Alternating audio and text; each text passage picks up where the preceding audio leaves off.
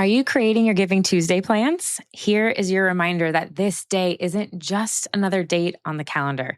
It is a global generosity movement. And since it began in 2012 with a simple idea, a day to do good, Giving Tuesday has inspired millions of people around the world to donate, volunteer, and share acts of kindness. In fact, last year alone, more than 36 million people in the US participated, and over 2 million posts used the hashtag Giving Tuesday. This year, it is happening on Tuesday, December 2nd, 2025, and it is your moment to make it your own. So whether that's sharing your campaign, inviting supporters to join your monthly giving program, or simply saying thank you, there are endless ways to show up authentically. So I've even shared some of my favorite creative outside of the box ideas with Giving Tuesday that you will find featured on their website. So head over to givingtuesday.org/participate or click the link in the show notes to get inspired, grab some free resources, and build a plan that feels right for your mission.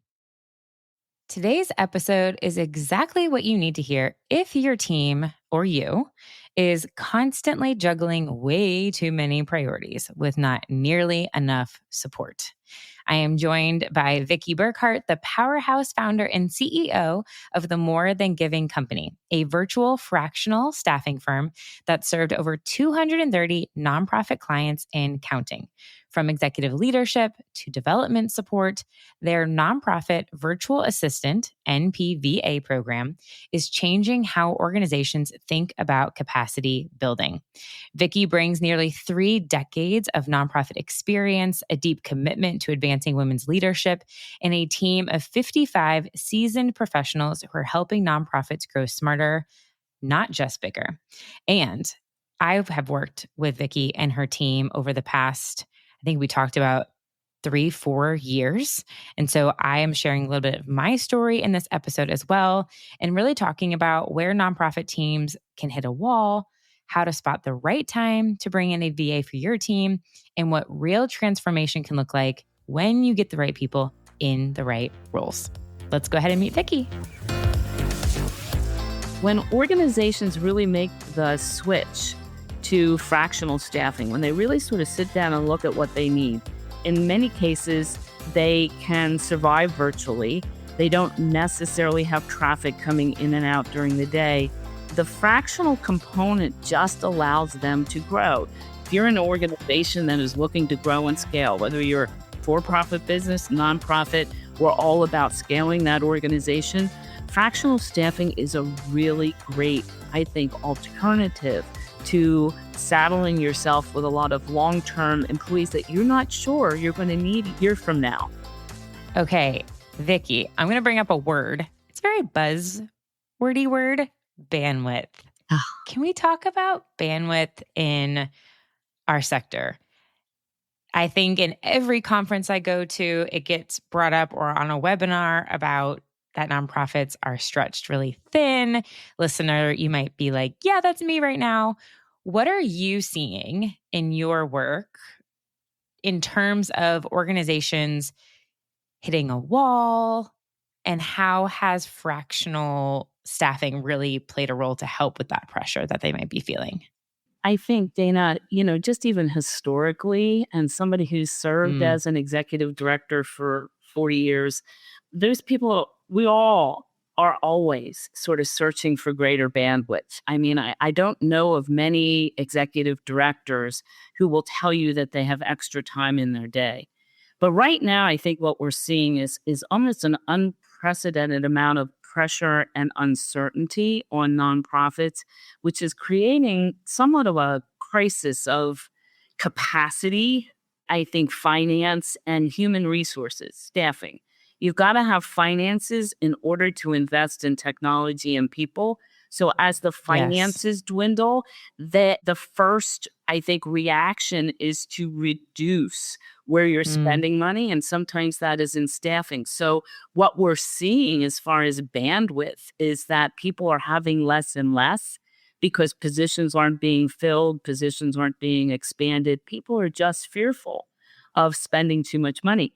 the interesting thing that I have seen in some of the data coming out from late 24 to early 2025 is that, while the financial constraints are difficult, what we're seeing for the first time is that nonprofit leaders, about 65% of them, are reporting that they do not have enough staffing to deliver programs and services.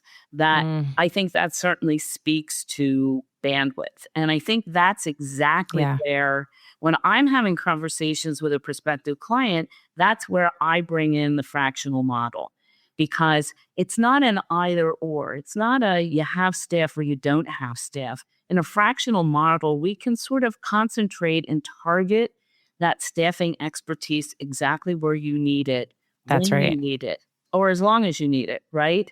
It can take administrative day-to-day functions off of an ED's desk almost immediately and open up space. It can Yes. bring in, and this is what we see in really small or medium-sized organizations, the opportunity to use senior level, high level staffing, because you're only bringing in a fraction of what a full-time major gifts executive would cost. So it's allowing not only bandwidth, but bandwidth with expertise. And I think that's really, really important. Yes. We also see, and we do a lot of this in anniversary meetings with our staff members, as well as our regular quarterlies with our clients. We've got, I think, a really good shot at longevity and continuity. We're seeing a lot of clients that have been with us for 5, 10, even 20 years. Amazing. I was going to ask you about that. Yep. Yeah. They're building teams. And, right now I'm going through a period where we've had a person or two people on a team, and the client is now coming back and say, can you fill this piece? We have another piece we'd like to. So I think where I'm seeing real success is with the nonprofits that have opened their eyes to different solutions to staffing. Yes. Okay. And I want to paint a little bit of a picture about also how we know each other and why I am so passionate about this. And then we'll dive into the actual definition of like MPVAs and what you've created a little bit here, and the importance of why I think this is needed now more than ever. Is I've had my business for 8 years. And what year was it when I met you? Was it 2022? I think it was 21 or 22. It's been it was a while ago. Yeah. It's been a while. So I realized I was seeing pretty stagnant. I am a solopreneur, and I had hired some freelancers here and there, but without a lot of success. And it would take me so much time and effort to find those people. I was reviewing applications, I was putting up job descriptions, and I was having to go through the process of interviewing all of those people, trying to go with my gut. Like if anybody's ever been through the hiring process, it's a lot of work. It's a lot of work. And then I realized I was seeing not great traction in like who I was picking, or they would come in and out. And I was like, okay, something needs to change. I am so busy and burnt out myself. Like I was feeling stretched on bandwidth. I mean, I was doing everything. Yeah. So I needed help on some tasks that I know I could pass over to somebody else. And so when I came across you, I remember thinking, okay, I really need help with my podcast support is where I think it started. And because the podcast was 3 years ago. Yeah. So I guess it was 2022. And so I realized, one, I was stagnant in my financial growth from my company because I was continuing to hold on tightly to everything. And I realized, okay, this has got to change. There's no way I'm going to be able to grow. So I need to take some risks, a little bit of financial risks, and see what this can change into. So at first, I remember hiring an MPVA to help manage all of kind of like the podcast process and all of the content and the blogs. And that took significant time off of my responsibility that they could run with. And what was so great is once we got into a flow, we like rarely had check-ins. She was just like cruising. It was awesome. And I was like, this is great. And so there would be occasional check-ins. And then I hired Kat onto my team as like a part-time contractor. She's nearly full-time now, but that was a year and a half ago.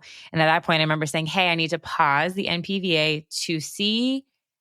I want Kat she's the director of operations and partnerships. And I want her to feel like she can figure out where does she need further support. So Kat came on, and then what's it been, at least 6 months now, I think. Yeah. After Kat and I working together for a while, about a year, then we said, hey, we're growing so much. We've added new things to the business. Now we need to bring on another MPVA. And then your team came in. So I wanted to kind of paint this picture of how it actually looks like for you to utilize the service. Like, you can start and stop. I wanted Kat to feel empowered to really, and she completely manages, lovely woman on our team, Angela, as our MPVA, and is an extraordinary team member for us to help with so many things. But what was great was we were able to specifically say to you, this is how the business has evolved. Yes. These are the types of things we need support with. And you're like, great, we're going to go into our database and we are going to handpick the right person for you. Here's their resume. Here's a description. Let's jump on a call. Are they a good fit? So I just wanted to give a broader understanding of, I've gone through this process before, and it takes so much pressure off of the search and even the interview part. So with all of that said, can you explain what I keep saying NPVA, but it's the Nonprofit Virtual Assistant Program. It's so unique. Can you talk a little bit about this program? What types of roles are these VAs stepping into, and how do you do the matching on the back end? So the Nonprofit Virtual Assistant Program, or NPVAs, really was born out of my career as an executive leader in nonprofits, knowing that I never had the support that I needed as I was sort of coming through my career in different positions with nonprofit organizations. So what I was really looking to do was to build a program that would provide nonprofits with, again, exactly what they need when they need it for as long as they need it. And it sounds like sort of a funny jingle, but it is very right. And you just sort of walk through exactly what we go through with our clients. We've got nonprofit executive leaders who are dependent upon their MPVAs for managing their day-to-day activities, from meetings, calendaring, triaging their email, doing all of their correspondence. They support boards, they support board committees, they support board operations and meetings. They can provide the whole back office support for your fundraising program, from managing your database to sending out your acknowledgments to making sure that you've got prospect research, your corporate partnerships are in place, your special events are supported. We have folks that will support a marketing plan, whether that's doing some light social media, some, electronic communications. They are really there to do just about everything that you might need to have done, short of moving into some professional level of expertise. And then we have fractional staff members who can do the associate level and also the senior team level. So that's what we do. Literally anything. Literally anything within the nonprofit positions that you would expect. Where we lean on partners are for things like HR, IT, and legal pieces. Other than that, it's pretty wide open as to what we can support through our team. And we spend a lot of time with the client, as you discussed in your own experience, really learning what it is that they need. We don't match on position description, we match on deliverables. We want to know what you want to accomplish. We want to keep the ROI high. And we want to make sure that whomever we're putting into that position has the right overture, the right training, the right proficiency in certain technical platforms. You're in the right time zone if that's an issue. We like to even go as far as getting somebody matched with you that has an interest in your mission or your cause. Because what we find is the stronger that match, the longer that relationship will go on, the deeper that relationship will be. And, admittedly, if we don't get it right the first time, we'll go right back at it again. So I tell clients, if it isn't a good fit for you, then let us know. That happens rarely. Right. Definitely. Can you actually share an example, like a real life example or two of a nonprofit that has successfully integrated a VA into their team? What did they do? What did they experience? What's like a real life example? Well, interestingly, I just had a conversation with the president of the board of one of our clients who has had Casey, an NPVA, on board now for going on 3 years. And he is now looking for a strategic plan because Casey has made such an impact on the growth of his organization that he feels that it's time to actually look at setting longer term goals. She's become the hub of the whole program. This is a Wow. 501(c)(6), so it's a membership organization. She does a lot with the membership program, membership recruitment, balancing the benefits of membership, making sure all the programs and services that these members should have are there. She supports the board and all of its committees. She basically coordinates their annual conference. She has, according to this board member, really been the key to their success in growing the organization, not only in membership numbers, but in membership retention, in Yeah. membership Phenomenal. recruitment. It has been a phenomenal experience for them. She's the first and only paid professional that they have or have ever had. So they haven't needed to go beyond Casey. They just keep building Casey out within the organization. And she is now a real critical component to their success. Incredible. Is it the same Casey I worked with? Yes. Yes. Yes. That's amazing. I was like, wait a second. So Casey worked with me for a year at least Yes. on a podcast. Yes, she's phenomenal. And even right now, Angela's working on helping to manage all of the operational aspects of my mastermind program. Like, when I tell you, if you are someone who has been just holding on tight to everything in your organization, but you need to let some things go. This is such a great way to release slowly a little bit of that control with some different other experts also that can bring their experience to the table for this too. I know Casey's been there for 3 years. She was with me for a year. Is there a typical length of time? It just varies client to Okay. client. We have some clients that are short term, they're project oriented. They'll come back, when they have a new project, they'll often want the same MPVA. Sometimes we can do that, sometimes we can't. But we do promise to find somebody who can certainly do the work.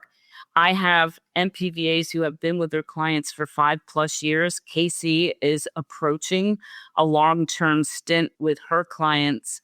We also have some teams that have been in place for 20 years. So when Wow. organizations really make the switch to fractional staffing, when they really sort of sit down and look at what they need, in many cases, they can survive virtually. They don't necessarily have traffic coming in and out during the day. The fractional component just allows them to grow. You laid it out very Right. nicely with what you've needed. Same kinds of thing happens with them. And that's where we see a lot of the length of duration is when they are actually scaling. If you're an Hmm. organization that is looking to grow and scale, whether you're for-profit business, nonprofit, we're all about scaling that organization. Fractional staffing is a really great, I think, alternative to saddling yourself with a lot of long-term employees that you're not sure you're going to need Right. a year from now. And that's what we see as far as length of time. Can you explain a little bit too about how the pricing structure works? The pricing structure for nonprofit virtual assistants works on the amount of hours. And basically, it's simple. You go online, you can pick the package you want. I believe the essential is about 10 hours at $550. And it goes down cost per hour with the more hours that you have. The nice thing about it is you create your own account. You can go in. If it's a particularly busy month, you can add a few hours. If you know you're going to be sort of hibernating for July and August, you can hibernate. All the hours roll over. We don't lose any hours in the translation. And we always have people here on board that can help you sort of dissect what package is going to be the best for you. I encourage people to dip their toe in the water and just try it. Yes. Yes. I think that was what was such a great even way for me to get started. It was like, okay, it's month to month. I can see how this goes and I can add if it gets busy. I can lower if it just allows you to have full control, especially if you're just starting out with this. When we talk about your own personal recruitment, I know your team is primarily women powered and really rooted in having nonprofit experience, which is amazing. How do you do your hiring? How do you find people to be on your roster to then share with organizations? We are in a time where I think, we're women powered. I think a lot of that is because women have embraced fractional work a little bit quicker than perhaps men have. There's a dearth of talent out there of nonprofit professionals who no longer want to work with one organization, but love the opportunity of working with a multitude of nonprofits. The variety is wonderful. The opportunity for them to expand themselves into areas that they are even personally interested in has been great. We are almost in a constant state of recruiting because the programs keep growing and we need not only NPVAs, but also senior development, executive leaders, CMOs, et cetera. So we're always in that. We require our MPVAs to have at least 3 to 5 years of nonprofit experience before they're onboarded. It's very important to me to onboard people into these positions who have a real knowledge and understanding of how the nonprofit sector works. It's different than the for-profit sector. So even senior Yeah. professionals will have 20 years of Mhm. CEO or ED or development director experience before they come onto our team. This was a big difference for me. So, with More Than Giving, that you specifically work in the nonprofit space, where if you're just going out to any typical virtual assistant agency company and looking for somebody, there's going to be a lot of education Yep. that you need to provide at the beginning to express, like, this is what it's about. This is kind of how our sector works. This is what our organization. So, that was very helpful in being able to clearly say, this is what I do. And they're like, oh, yes, totally understand what you're talking about. Instead of it being like, wait, what? So you're constantly looking for, and I'm just thinking of listeners who might be like, oh, like I might want to do this. Is there specific roles you're looking for now? Is it all across the board always open? How do people apply, or what's that process like? I am always looking for interested people who want to work fractionally, who are coming out of the nonprofit space with a level of expertise that they are willing to continue to share with nonprofit organizations. We are a community here at More Than Giving. We're a community of staff members, team members who understand and are very knee deep into the nonprofit world. And we're a community of clients who enjoys working with those who understand the differences between a 501c6 and a 501c3. You don't have to tell our folks that.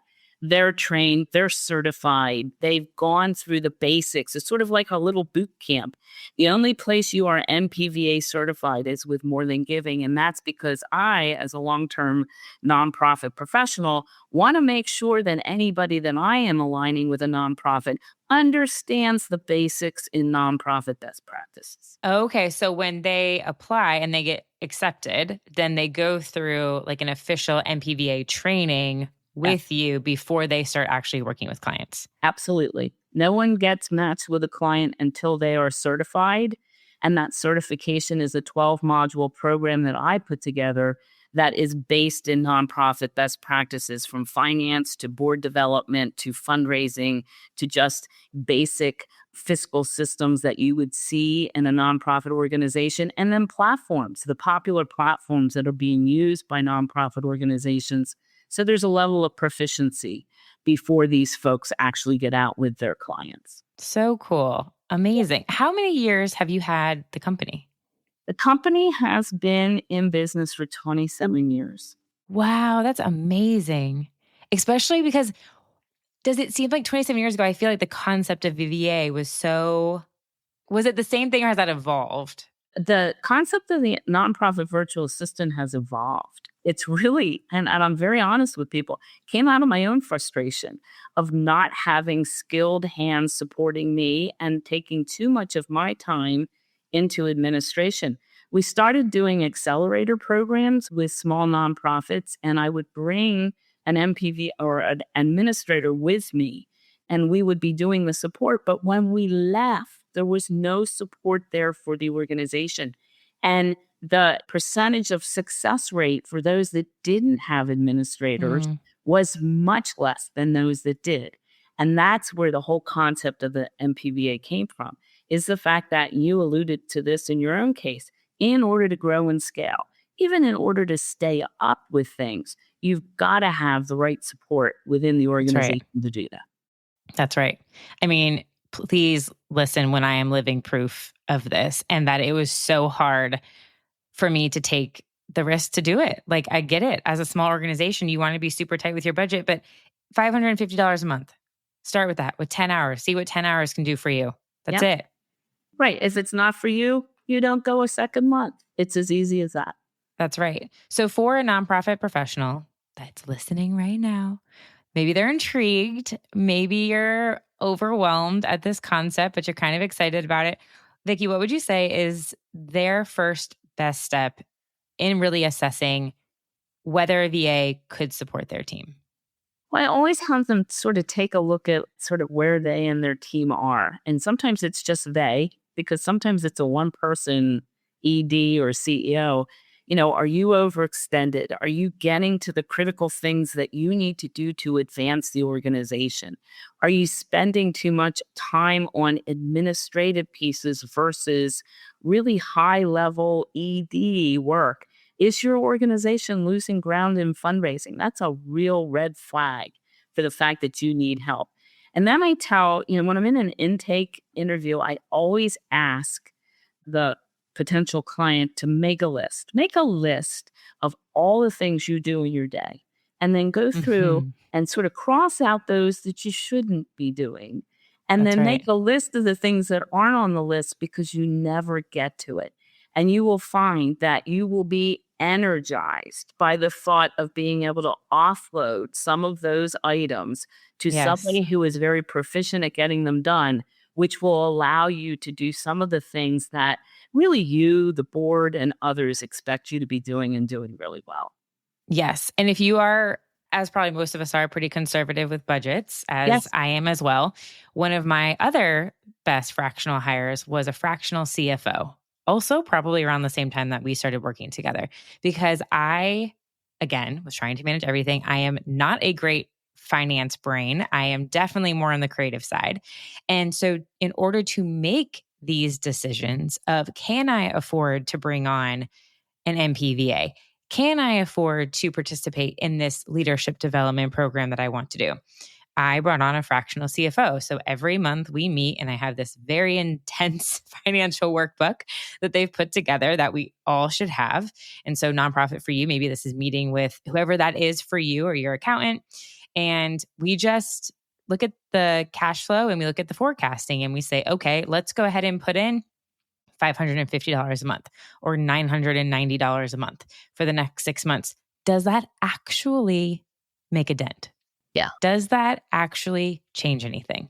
And I remember when I put in the first amount, she's like, you can't tell you did it. It's that nominal of a fee. And the answer was go for it. So when you can have the financial intelligence backing the decision, I think that's what helps make it a no-brainer. And that you can always look at it and be like, if anything was to change, you have the month by month to go with. So that's my advice to you, listener, is if this is something you're thinking about, if you know you just need support, which I think everyone does right now. I say this specifically with monthly giving, like bring on somebody to help you grow your monthly giving program.